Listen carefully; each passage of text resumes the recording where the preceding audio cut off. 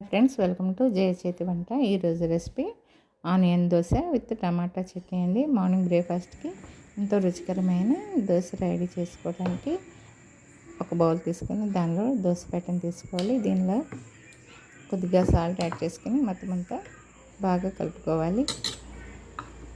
Stove మీద pan పెట్టుకొని pan బాగా హీట్ చేసుకున్నానండి. కలుపుకున్న పిండిని ఒక గట్టి తీసుకుని ఇలా ప్యాన్పై చక్కగా ఒక దోశ వేసుకొని ఒక స్పూన్ ఆయిల్ వేసుకోవాలి. దీనిపైన సన్నగా కట్ చేసుకున్న ఆనియన్స్ ఇలా స్ప్రింకిల్ చేసుకోవాలి. సన్నగా కట్ చేసుకున్న చిల్లీని కూడా ఇలానే స్ప్రింకిల్ చేసుకోవాలండి.